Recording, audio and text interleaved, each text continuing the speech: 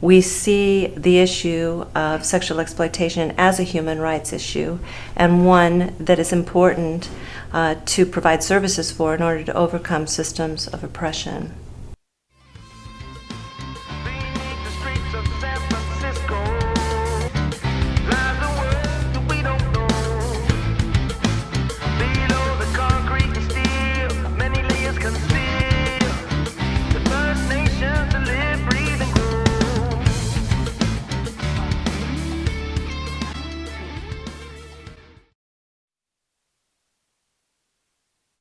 A lot of the victims of these really oppressive pimping situations, they've gone through terrible abuse, and they're often, even at the selection stage, a pimp is looking for somebody that has vulnerabilities, and they're going to exploit those vulnerabilities.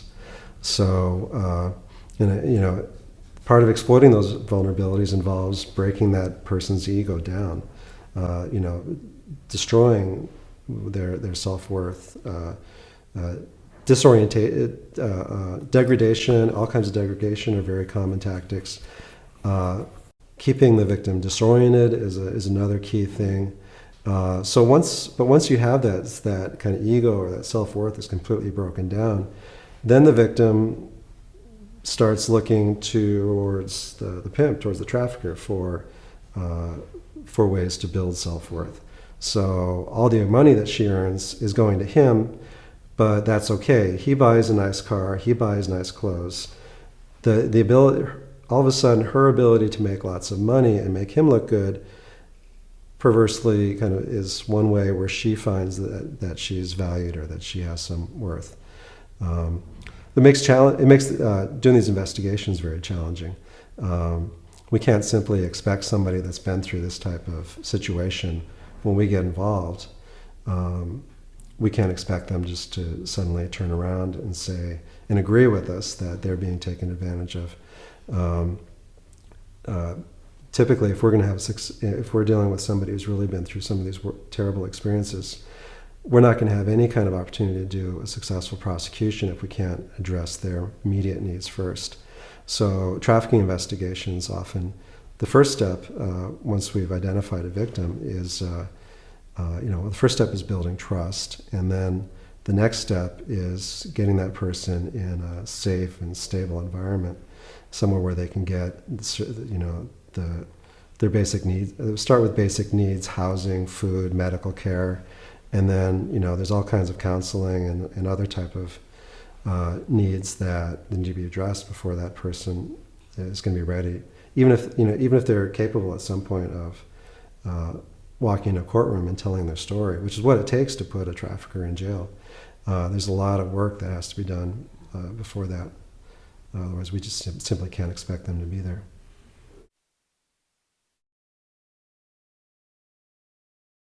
I think the most unique thing about our agency is that about 70% of the staff members are survivors, which I have seen knock down barriers a lot faster with the clients that we serve. For survivors, it is much easier to build a rapport with someone who says, hey, I've been there before, I've done that, than to speak to them from a textbook.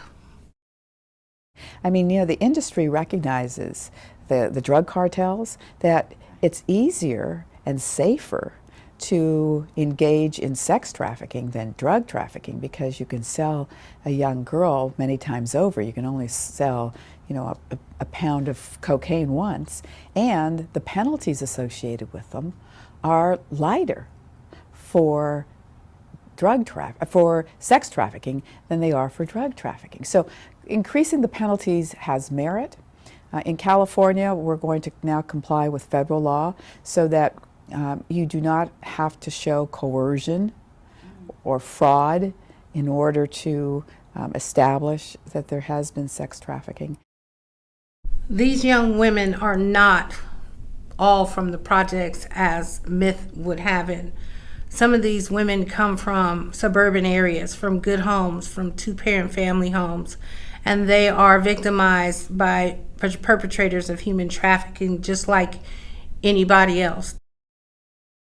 we're focused on achieving, positive outcomes for the victims in the cases that we deal with. So, we always want to get the trafficker in jail. We want to see a successful prosecution, but we're also, if we can get a victim out of the life, if we can get her back to her family, if we can get this young man that's in this fruit vending situation, if we can get him back to his family in Mexico, these are all those are also wins. So that's been great. We again, in terms of doing things differently, we've learned that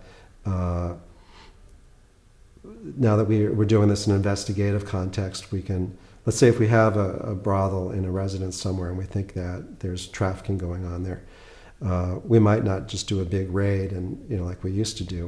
We'll take it slow. We'll do surveillance and we'll write a search warrant. So always looking for ways to do things different and more thoughtfully is important.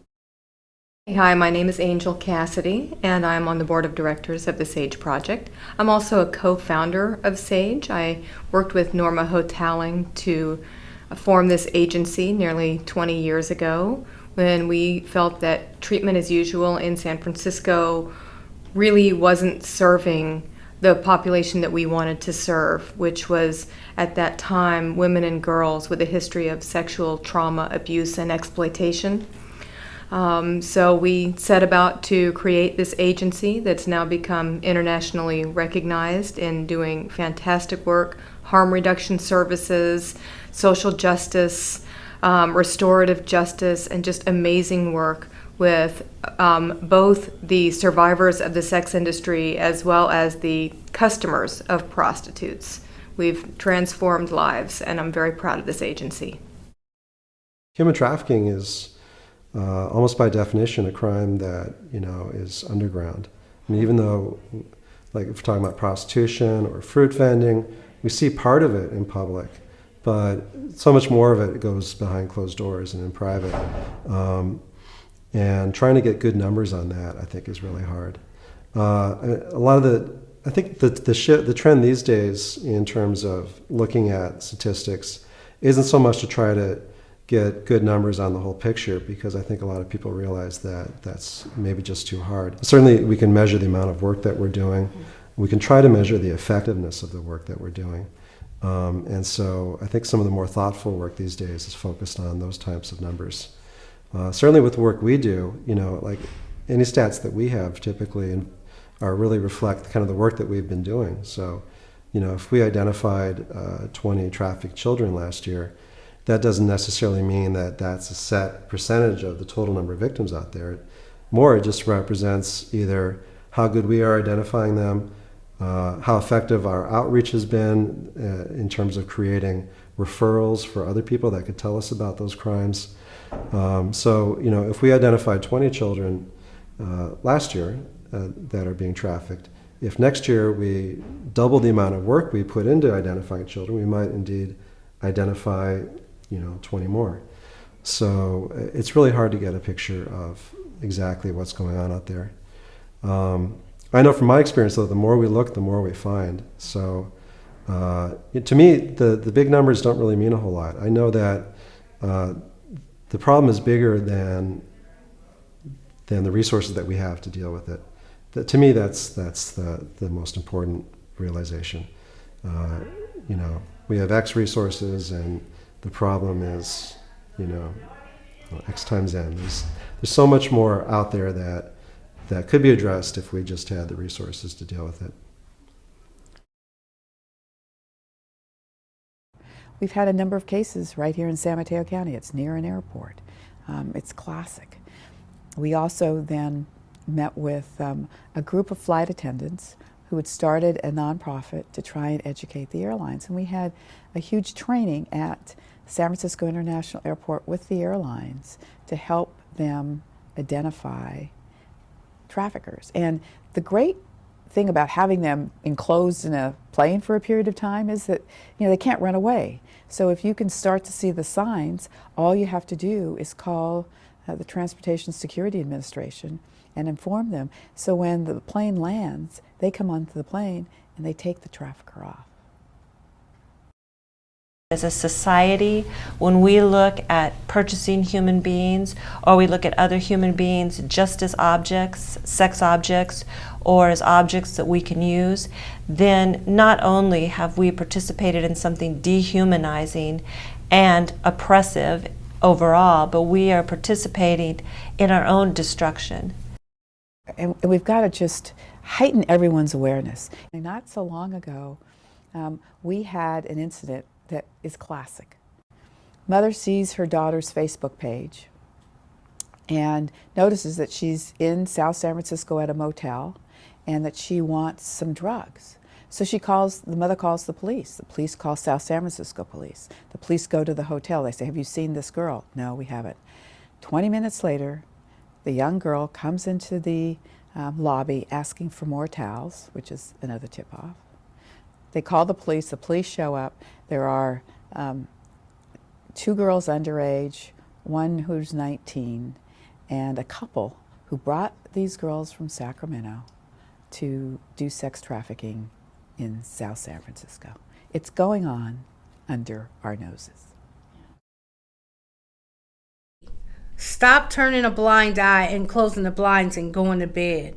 Do something when you see a young girl being beaten or forced into a car or forced to have sex in your doorways.